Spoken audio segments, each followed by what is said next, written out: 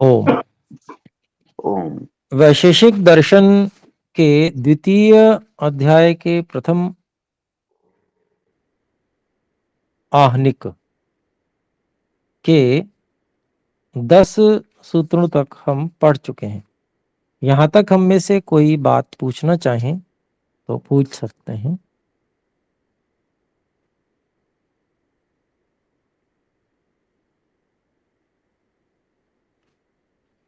जी बहन रिया जी बोलें कृपया।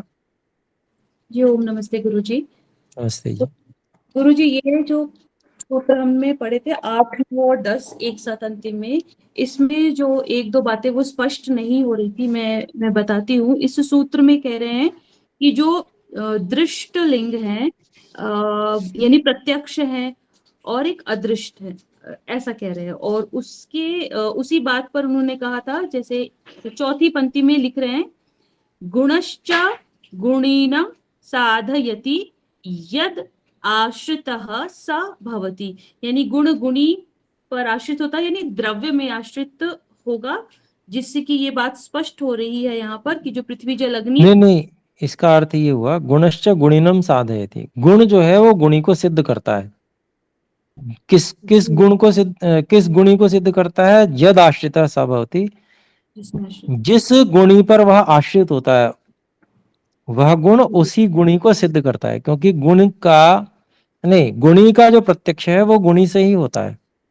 गुणी जान लिया तो समझ लें, गुण कोई हमें प्रकट हो रहा है, समझ में आ रहा है, तो इसका मतलब गुणी ही समझ में आ रहा है वाली बात है। ठीक है जी।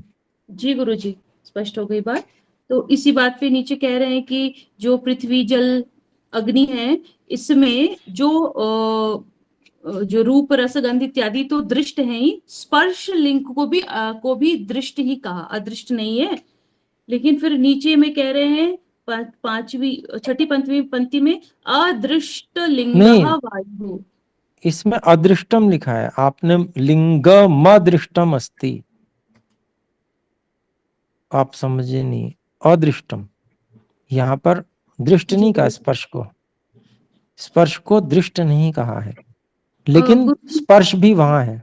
जी जी गुरुजी, बोले। लेकिन ये जो पंक्ति है इसमें तो ये कह रहे हैं कि पृथ्वी जल अग्नि का जो स्पर्श होगा वह लिंग अदृष्ट नहीं है, लेकिन वायु में दृष्ट लिंग है, ऐसा अदृष्ट लिंग वाला हाँ, है। न दृष्टानाम स्पर्श है, ये जो ब्रैकेट में लिखा है इसके बाद का पढ़ते हैं। दृष्टानाम नेत्रेंद्रिय पर्यंत प्रत्यक्षी भूतानाम। दृष्ट जो है, जो नेत्रेंद्रिय तक प्रत्यक्ष होते हैं, उसको दृष्ट को खोल रहे हैं, मतलब आंख से जो दिख जाते हैं। ऐसे रूपवताम पृथिव्यप तेजसाम, पृथ्वी जल और तेज इनके, न खलु स्पर्शो लिंगम अदृष्टम अस्ति। जो स्पर्श लिंग है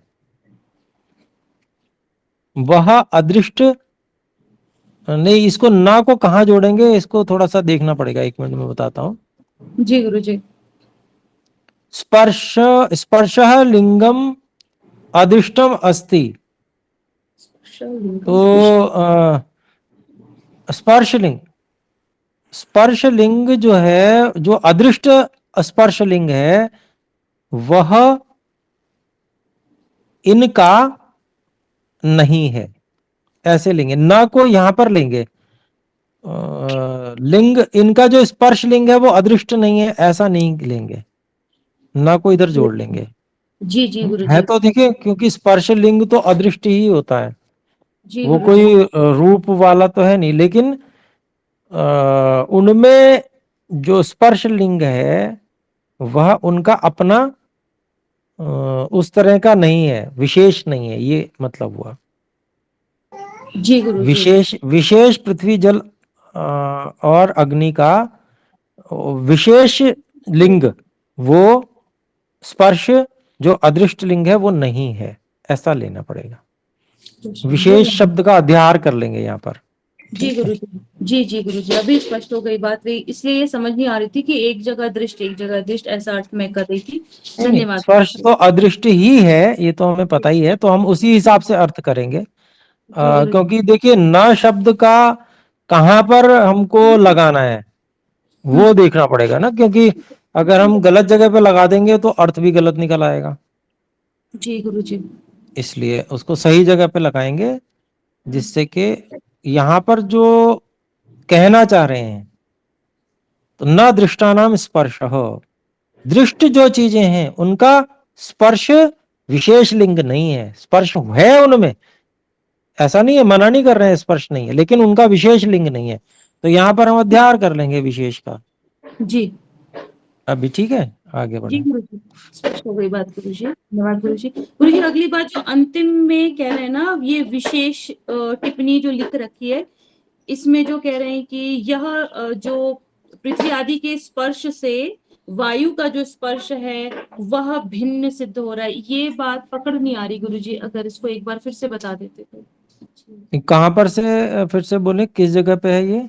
नीचे हिंदी भाग में विशेष एक टिप्पणी देकर के लिख रखे हैं। अच्छा अच्छा अच्छा जी अच्छा, गुरुजी। वो जो विशेष, हाँ, मुनि जी ने यहाँ वायु के स्पर्श को पृथ्वी आदि के स्पर्श से पृथक स्वीकार कर लिया है। तो भी वायु का स्पर्श तो अलग है ही, अदृष्ट है वो, मतलब वो वायु अदृष्ट है, दिखती नहीं है, जी लेकिन फिर भी स्पर्श करती है। बाकी चीजें दिखती हैं तब स्पर्श करती हैं, है ना, जी उनमें स्पर्श गुरुजी। रूप के साथ में है, इसमें स्पर्श रूप के साथ नहीं है। तो जी गुरुजी। इसलिए इसका जो स्पर्श है वो अलग है, अलग स्वीकार कर लिया है। अब इससे वायुस्थ स्पर्श अग्निस्थ स्पर्श आदि से भिन्न सिद्ध हो रहा है। लो। ठीक है, अर्थात पृथ्वी जल अग्नि का स्पर्श उनका स्वाभाविक स्पर्श है, यही बात सिद्ध होती है सरलता से।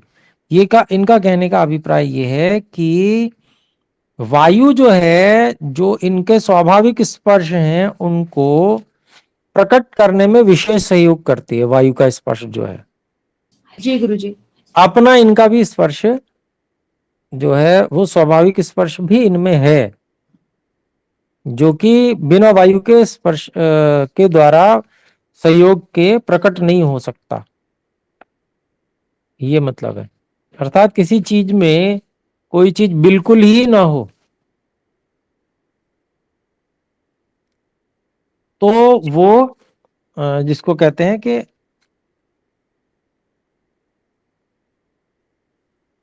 उसमें कैसे प्रकट होगी, यानी कि या तो वो दूसरी की ही प्रकट होगी। जैसे जल में गर्मी है, जल गर्म हो जाता है, तो उसमें 100% जो गर्मी है वो जल की 100% नहीं है, जल गर्म होता ही नहीं है, वो अग्नि से ही आ रही है गर्मी सारी की सारी। वो जो जला दे रहा है पानी, वो सारी की सारी गर्मी जो है वो अग्नि की ही है, जल में किंचित मात्र भी गर्मी नहीं है स्वयं की। तो यहां पर जो है कि ये कहना चाह रहे हैं कि पृथ्वी जल और अग्नि में स्पर्श किंचित मात्र भी नहीं हो, ऐसा नहीं है, स्पर्श इनका अपना भी है और वही उद्भूत हो रहा है। तो जैसे उसमें स्पर्श में विशेषता क्या आ रही है, जैसे कठोर स्पर्श है और मृदु स्पर्श है। तो कठोर स्पर्श तो भूमि में ही होता है, कहीं और हो ही नहीं सकता कठोर स्पर्श, जी है ना। तो इसका मतलब वो स्पर्श का प्रकार भूमि में है अपना वो, लेकिन वायु की स्पर्श की जो विशेषता है उससे और प्रकट हो जा रहा है अच्छे से।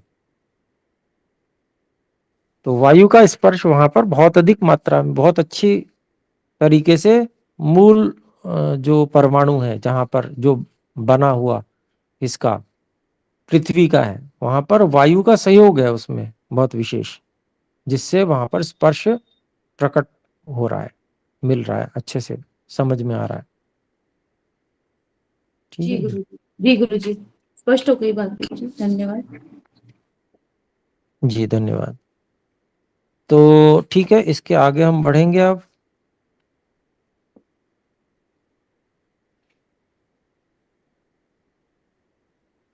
अगला सूत्र है अद्रव्यवत्वेन द्रव्यम। इसकी भूमिका हम देखते हैं पहले।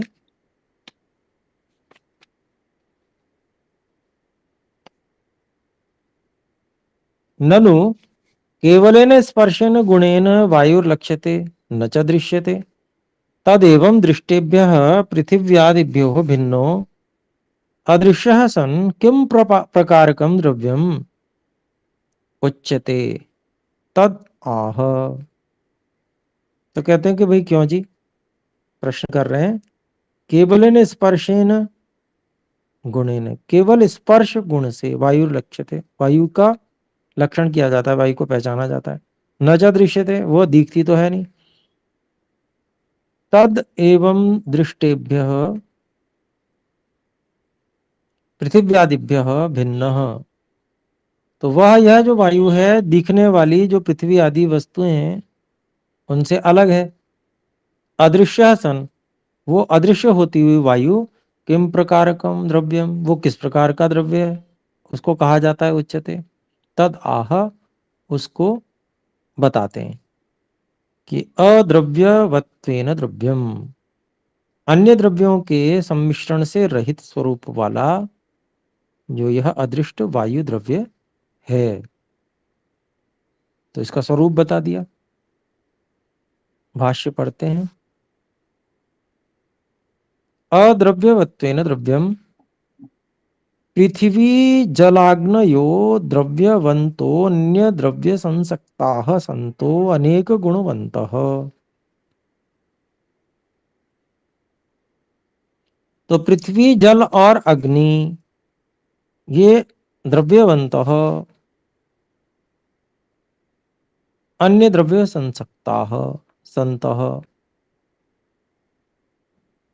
अनेक गुणवन्तः। तो द्रव्यवत्वेन, अद्रव्यवत्वेन को बताने के लिए पहले द्रव्यवत्वेन को बता रहे हैं कि द्रव्य वाला क्या चीज है।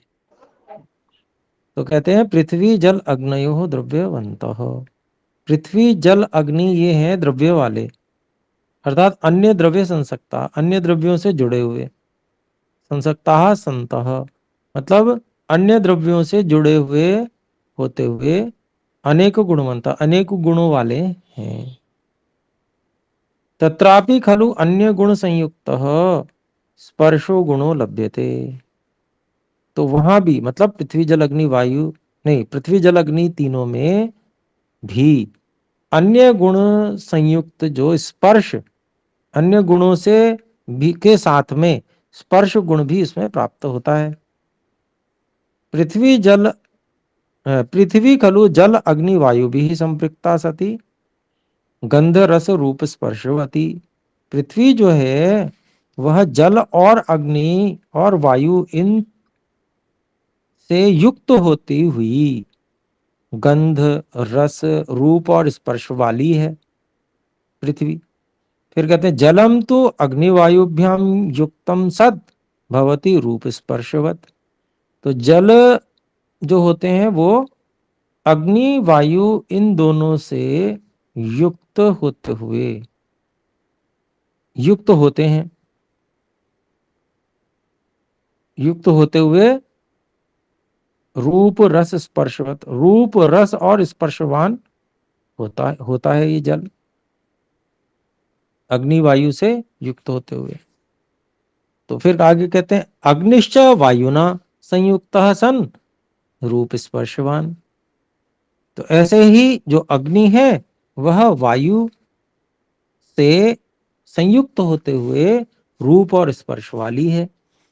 फिर आगे कहते हैं एते सर्वे स्पर्शवंतो द्रव्यवत्वेन वायु द्रव्यवत्वेन वायुमत्वेन वायु वायुमाश्रित्य इति अर्थः। तो ये सब जिनकी बात की, पृथ्वी, जल और अग्नि की, ये सभी स्पर्श वाले हैं।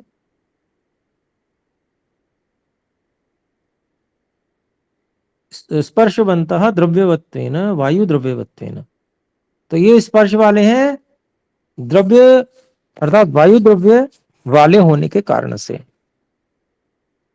उसी को खोलते हैं वायुमत्वेन, वायु वाला होने के कारण से।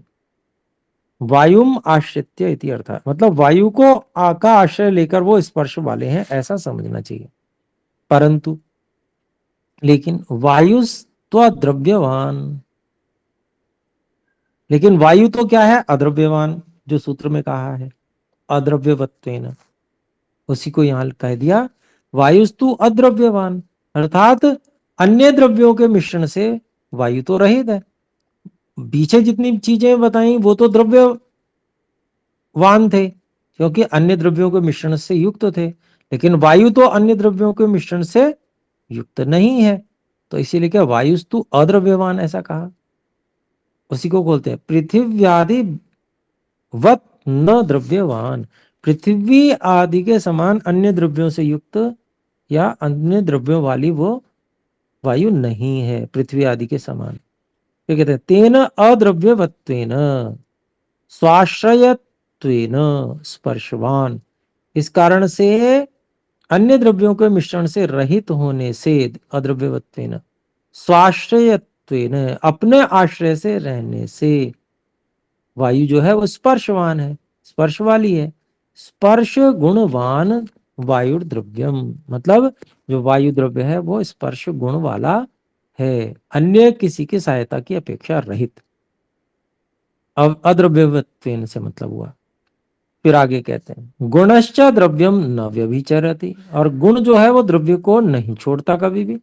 यथा स्पर्शो गुणो अन्यैः गुणैः सह पृथिव्यादि द्रव्येषु, नहीं, पृथिव्यादि दृश्येषु द्रव्येषु उपलभ्यते। तो जैसे पहले कहा ना, गुण जो है द्रव्य को नहीं छोड़ता है, जैसे स्पर्श गुण अन्य गुण सह, स्पर्श गुण अन्य गुणों के साथ में पृथिव्यादि दृश्येषु द्रव्येषु उपलभ्यते, पृथ्वी आदि जो दृश्य द्रव्य हैं उनमें प्राप्त होता है। उपलब्धि सामान्यात, उपलब्धि समान होने से, स्पर्श की उपलब्धि समान होने से, केवल उपलब्ध स्पर्शो गुण स्वकीय गुणिनम अदृश्यम वायु द्रव्यम लक्ष्यति। तो केवल उपलब्ध जो स्पर्श गुण है वह अपने गुणी अदृश्य वायु द्रव्य को लक्षित करती है, सिद्ध करती है। अर्थात पृथ्वी, जल और अग्नि में भी वायु दिख नहीं सकती, लेकिन उनमें स्पर्श है, इस कारण से हमें पता चलता है कि वहां वायु है, उनमें भी वायु है। ठीक है, और अन्यत्र भी स्पर्श होता है तो पता चलेगा कि वायु है। आगे कहते हैं शंकर मिश्रादि भी अन्यथा व्याख्यातम सूत्रमिदम। तो कहते हैं शंकर मिश्रा आदि के द्वारा यह सूत्र गलत व्याख्यान किया गया है। अप्रासंगिकी परमाणु कल्पना कृता, जो प्रसंग नहीं है ऐसे परमाणु की कल्पना की है उन्होंने। चंद्रकांत भाष्ये हरिप्रसाद वृत्तौ च अद्रव्य शब्दात स्पर्शो गुणो गृहीतः। चंद्रकांत और हरिप्रसाद वृत्ति में अद्रव्य शब्द से स्पर्श गुण को ग्रहण किया है, सोपि न युक्त, वह भी ठीक नहीं है। क्रियावत्वात् गुणवत्वात् उत्तर सूत्रस्य विद्यमानत्वात्। अगला जो सूत्र है वो, क्योंकि क्रियावत्वात् और गुणवत्वात् ये सूत्र जब वर्तमान है, इसलिए वहां अद्रव्य शब्द से स्पर्श गुण का ग्रहण नहीं किया जा सकता। तो जो क्रियावत्वात् गुणवत्वात् ये सूत्र क्या कहता है? ये सूत्र कहता है कि क्रिया वाला और गुण वाला होने से भी वायु द्रव्य कहता है। तो गुण वाला होने से और क्रिया वाला होने से वायु द्रव्य कहलाता है। तो इस कारण से यहाँ पर जो अद्रव्य है उससे स्पर्श गुण को नहीं ग्रहण करेंगे। तो आगे देखते हैं अपिच। तो वायु के विषय में और भी बता रहे हैं, क्रियावत्वात् गुणवत्वाच्च। अभिप्राय यही हुआ कि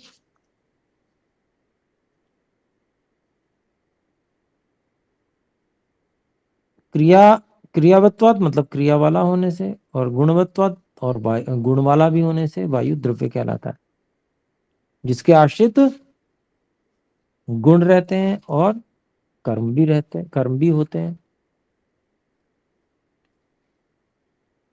तो इस कारण से वह द्रव्य होता है। तो आगे इसको देखते हैं, इसकी भाष्य को। क्रियावत्वात् गुणवत्वाच्च वायु क्रियावान गतिमान गुणवान स्पर्शवांश्च वर्तते। जो वायु है वह क्रिया वाला अर्थात गतिमान है, इसलिए क्रिया वाला है। गुणवान स्पर्शवान, गुण कौन सा है? स्पर्श है उसमें, तो ऐसा वह वायु है। वर्तते तस्मात्, इसलिए वायु द्रव्य में, इसलिए वायु द्रव्य ही है। उक्तम ही, जैसे कहा भी है, क्रिया गुणवत, ऐसा करके द्रव्य लक्षणम इत्यादि।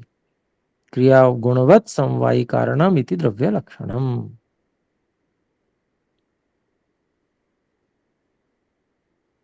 तो इसीलिए उसी परिभाषा के आधार पर यहां पर वायु को द्रव्य सिद्ध कर दिया। अब यहां पर देखते हैं 13वें सूत्र की भूमिका आ गई।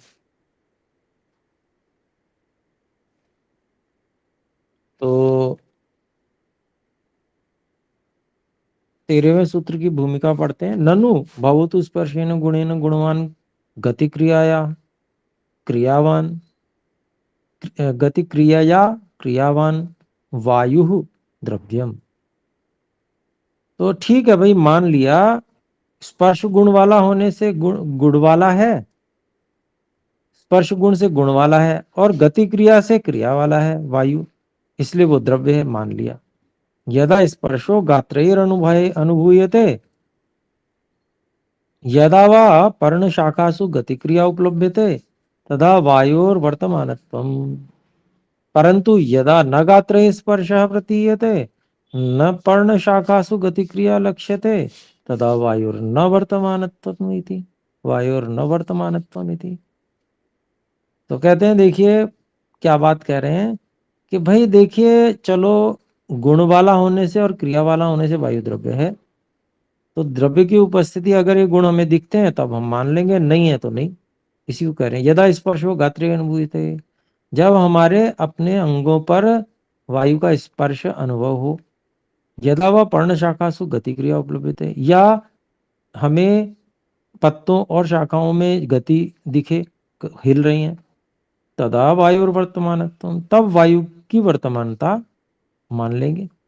परंतु यदा ना गात्रे स्पर्श प्रतीत है, लेकिन जब हमारे अंगों पर वायु का स्पर्श प्रतीत नहीं होता है, न च पर्ण शाखासु गति क्रिया लक्ष्यते, न ही जो पत्तों और शाखाओं पे गति क्रिया दिखती है, पहचानी जाती है, तदा वायुर न वर्तमानत्व, तो तब वायु की जो वर्तमानता है वो नहीं है। इति तु तस्य अनित्यत्वम आयाति, ऐसा कहने से तो उसकी अनित्यता आ जाती है। अत्र उच्यते, उसका उत्तर देते हैं। तो 13वें सूत्र में कहते हैं अद्रव्यत्वेन नित्यत्वम उक्तम। कहते हैं अन्य द्रव्यों के मिश्रण से रहित होने के कारण से वायु को नित्य कहा गया है। तो आइए इसके भाष्य को देखते हैं। अद्रव्यत्वेन न द्रव्यमाश्रयः निमित्तत्वेन यस्य तद्द्रव्यम् यहाँ कुछ समवायित्वेन लिखा था, स्वामी ब्रह्ममुनि जी ने उसको हटवा के निमित्तत्वेन ये करवा दिया गया है। देखते हैं, न द्रव्यम आश्रयः निमित्तत्वेन यस्य, निमित्तिक रूप से द्रव्य जिसका आश्रय नहीं है, तद द्रव्यम, वह द्रव्य, तस्य भावः अद्रव्यवत्वम, उसका जो भाव है वो है अद्रव्यवत्व, अद्रव्यत्व। त्व आ गया ना, तस्य भावत्व तलो से। तो सूत्र में जो अद्रव्यत्वेन शब्द है उसको खोलने का प्रयास कर रहे हैं यहाँ पे।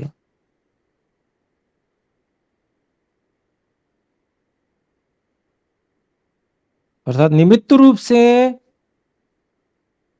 निमित्तत्वेन, निमित्तता से जिसका द्रव्य आश्रय नहीं है,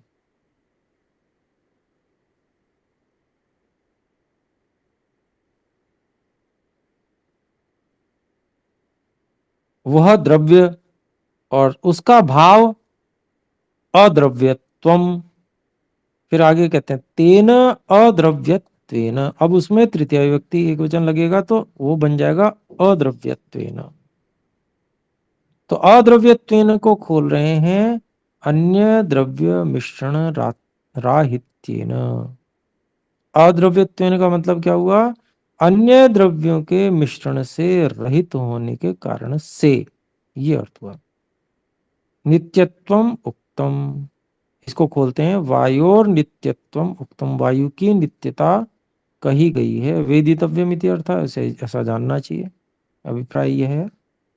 आगे कहते हैं वायोर अनित्यत्वम तदा स्यात्, वायोः अनित्यत्वम तदा स्यात्, वायु का अनित्यत्व तब होवे यदि वायु अन्य द्रव्यस्य सहायम गृह्णीयात्। यहाँ अवयवी साथ कह रहे हैं।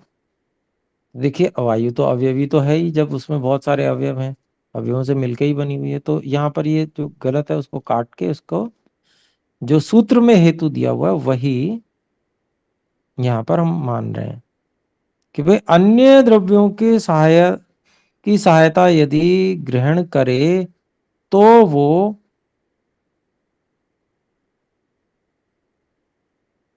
अनित्य होवे। अगर अन्य द्रव्यों की सहायता नहीं ले रही है तो उसको नित्य मानना पड़ेगा, ऐसा कह रहे हैं। तो निमित्त तस्य आश्रयः स्यात् सतु न तथा, क्योंकि निमित्त उसका आश्रय हुए लेकिन वो वैसी नहीं है।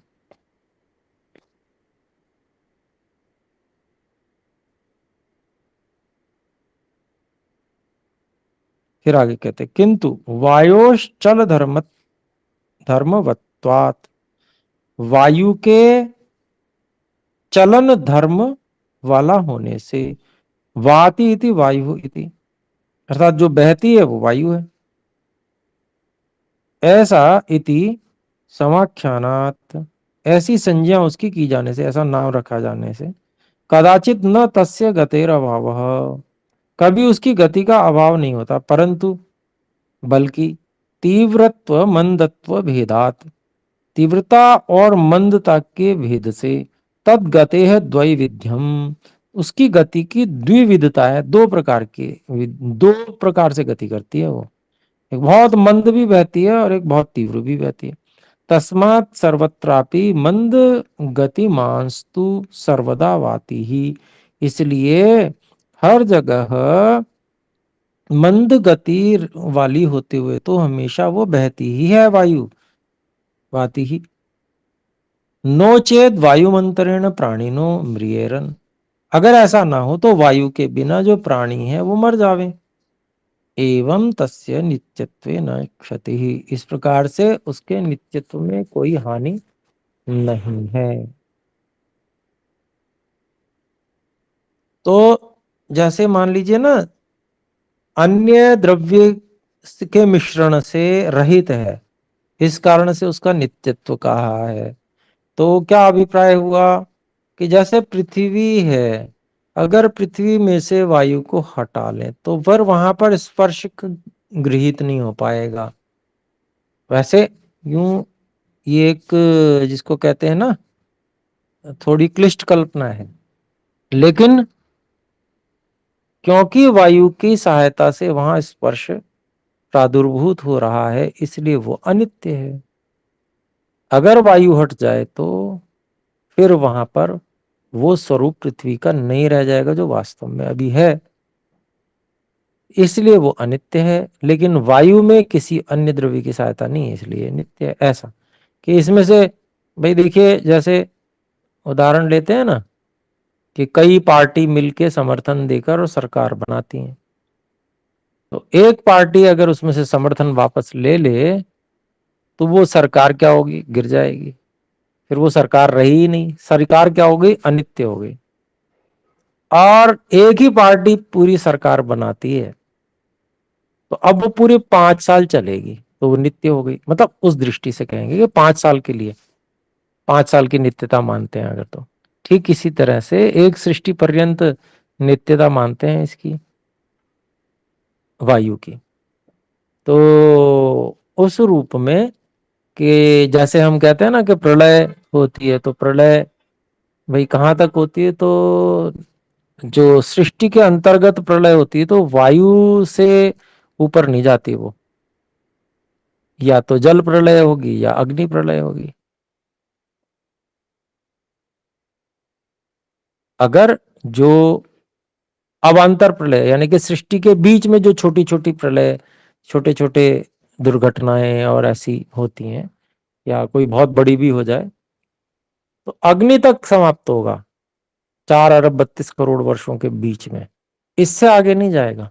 इससे आगे अगर जाएगा तो वो 4 अरब 32 करोड़ वर्षों के बाद में फिर वायु का भी विघटन और सब कुछ होगा।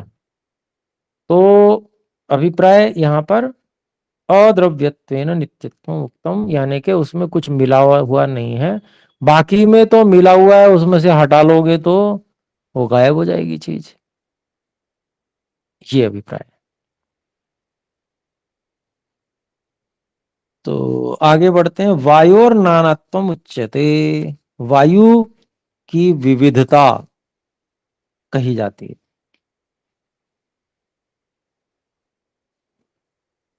वायोर वायोर वायु सम्मूर्छनम नानात्वलिंगम, तो वायु अलग अलग है, ये कैसे पता चल रहा है कि वो उनमें आपस में टकराव भी होता है।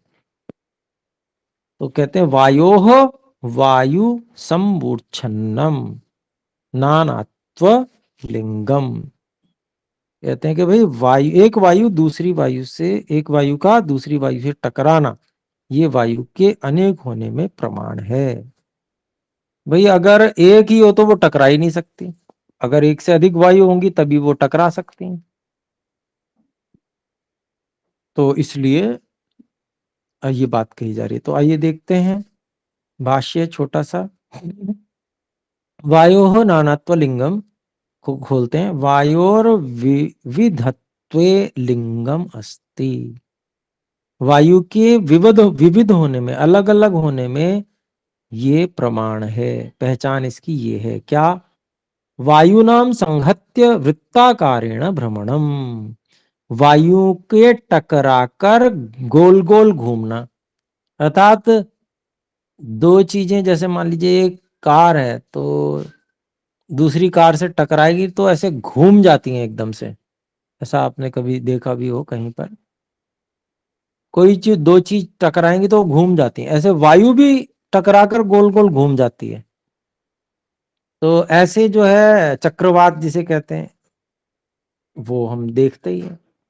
तो वायु के टकराने से वो चक्रवात उत्पन्न हो जाता है, बड़ी वेग से वायु दोनों तरफ से आती है तो बहुत देर तक घूमती रहती है फिर। तो आइए 15वां सूत्र देखते हैं। वायु सन्निकर्षे प्रत्यक्षाभावात् दृष्टम लिंगम न विद्यते।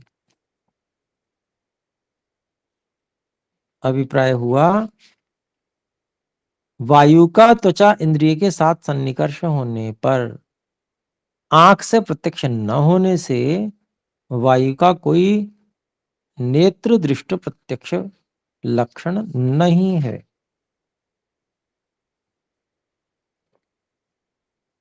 तो आइए इसका हम भाष्य देखते हैं।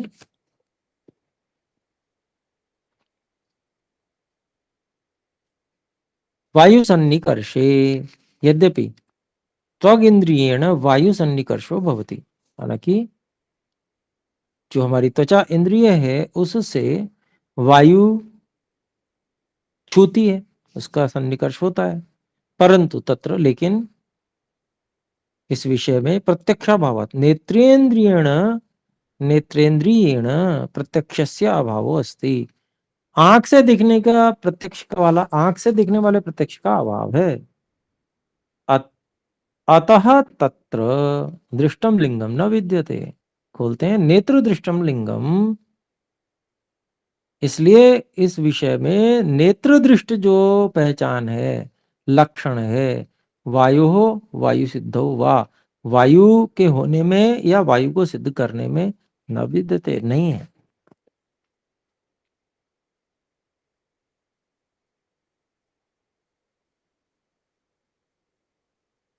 तो अब आगे देखते हैं, 16वां सूत्र है। तो 16वां सूत्र है, सामान्य तो दृष्टाचा विशेष। सामान्य तो दृष्टात, सामान्यतः दृष्टात च अविशेष। सामान्य नियम, सामान्य तो दृष्टात, सामान्य नियम देखे जाने से क्या सामान्य नियम है, तो गुण से गुणी जाना जाता है। अविशेष, इस नियम के समान रूप से वायु की सिद्धि हो ही जाएगी, इसी के समान है। अविशेष मतलब इस नियम के समान ही वायु की सिद्धि भी है, सिद्ध है वायु, इसलिए। तो आगे देखते हैं इसमें भाष्य, सामान्य तो दृष्टाच्च यदि नेत्रेंद्रियेण एव सन्निकर्षः प्रत्यक्षम स्यात्, यदि आंख के से सन्निकर्ष होने पर ही प्रत्यक्ष होवे, त्वग इंद्रियण सन्निकर्षो न प्रत्यक्षम, त्वचा इंद्रिय से सन्निकर्ष होने पे प्रत्यक्ष नहीं हो। इति मन्येत, अगर कोई ऐसा माने तो तदापि वायु सिद्धिस्तु भवति सामान्य तो दृष्टात् अपि, तब भी जो है वह वायु की जो सिद्धि है वो सामान्य तो दृष्टि से हो ही जाती है।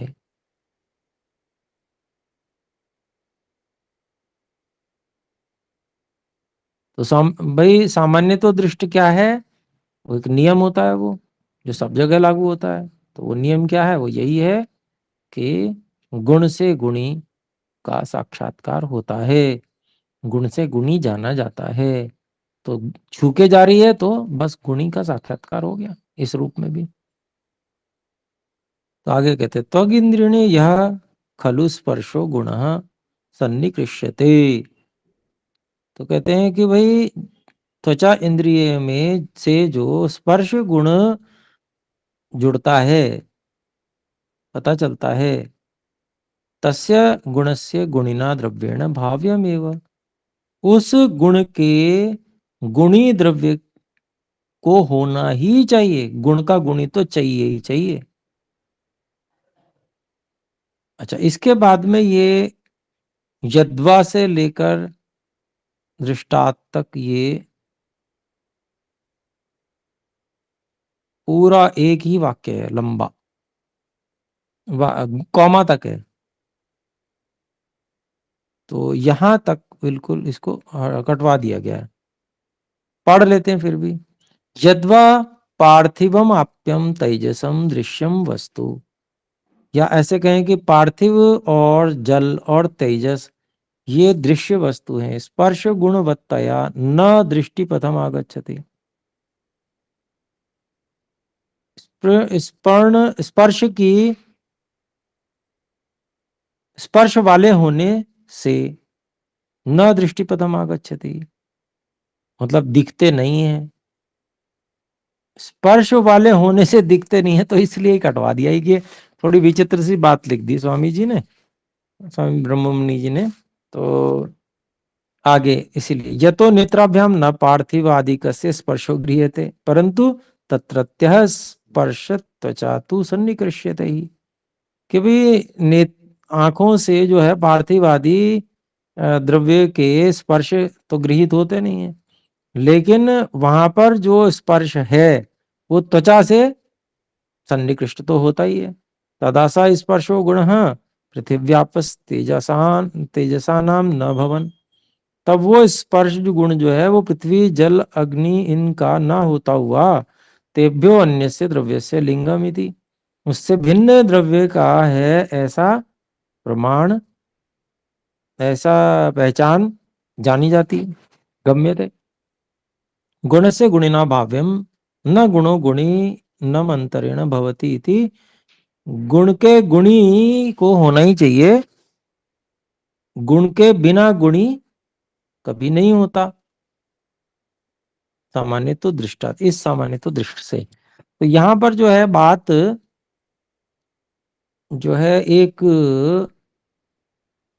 थोड़ी सी दो पक्षों में जा रही है, क्योंकि पृथ्वी आदि में अपना स्पर्श भी होता है, हालांकि वो वायु के सहयोग से पूरी तरह से प्रकट होता है ना। कठोर स्पर्श तो वायु में होता ही नहीं है, लेकिन पृथ्वी में तो होता है। तो यही इसी तरह से हम समझ सकते हैं। तो उसमें अपना स्पर्श भी है, और वो स्पर्श त्वग इंद्रिय से पता चलता है कि ये वायु का नहीं, पृथ्वी का ही स्पर्श है। तो इस कारण से इसको थोड़ा हटवा दिया। तो बाकी आगे बढ़ते हैं। सच अविशेषः अभेदः, तो मतलब वह बात जो है गुण का गुणी होना ही चाहिए, यह अभेद से प्राप्त होती है, बिल्कुल समान रूप से प्राप्त होती है सब जगह। न च सामान्य तो दृष्टात् भिद्यते, सामान्य रूप से जो एक बात सिद्ध है उससे भेद को प्राप्त नहीं होती वो बात, मतलब गुण गुणी के बिना नहीं रहता, गुणी है ही है। अगर गुण पता चल रहा है तो, स्पर्श गुण पता चल रहा है ना वायु का, वैसे ही। तो कहते तथा वस्त्र पर्ण शाखा आदि नाम कंपन चलनादि क्रिया निमित्तम न दृश्यते, और वस्त्र, कपड़े, कपड़ा होता है, झंडे में कपड़ा होता है ना, पत्ते हैं, शाखा आदि, इनका कंपन, कांपना, चलन आदि क्रिया ऐसा निमित्त नहीं दिखता है। किमपि पार्थिव आदि कम आघातकारी दृश्यम वस्तु, कोई भी जो पार्थिव आदि चोट पहुंचाने वाली दृश्य वस्तु है, परंतु तत्कंपन चलन आदि क्रिया तो प्रवर्तते, लेकिन उसके कंपन और चलन आदि की जो प्रक्रिया है, क्रिया है, वो तो प्रवृत्त रहती है।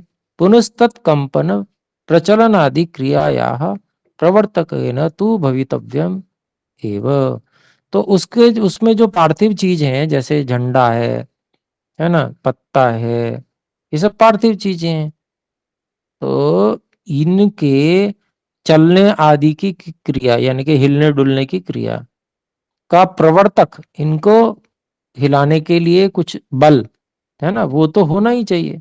सामान्य तो दृष्टात् तस्माद् अपि, तो सामान्य तो दृष्ट, सामान्य रूप से देखा जाने से, इस कारण से भी वायु सिद्धौ अविशेष समानो हेतु, अविशेष अर्थात समानो हेतु, तो वायु की सिद्धि में समान ही कारण है, वायु तो सिद्ध होती ही है। तो अनुमान से समझें चाहे प्रत्यक्ष से समझें, दोनों प्रकार से सिद्धि होती है वायु की। तो इतना ही रखते हैं, आज समय भी हो गया हमारा, 1 मिनट अधिक ही हो गया। आइए मिलकर एक बार ओम का उच्चारण करें। ओम।